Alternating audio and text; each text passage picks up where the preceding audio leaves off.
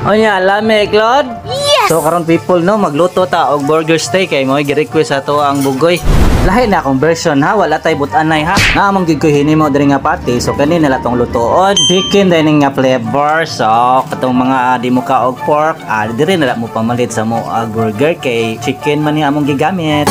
Ana na yan, so butangan na to well, mantikaon. Naunay ko sa kagulingong tari, that's it. Onja, pagkahuman, ang gravy na sa atong loto.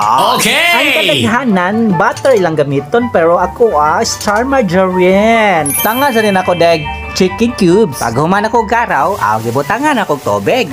Unya, nagpatunaw na pugod diri sa flour. Mo ni say magpalapot sa to ang gravy. Diara, ha?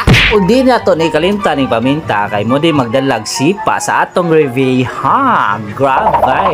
Ug ato nang ibutang atong celery kay mo ni atong flour nga gikutaw ganiha mo ana ni siya para makuha na to atong texture nga atong ganahan. Kay naluto naman hukaran din atong bahaw diha dayon parisa na ning atong pati ug sabuan din nato aning gravy. Wow. Ug mao ni akong burger steak nga version. Babu.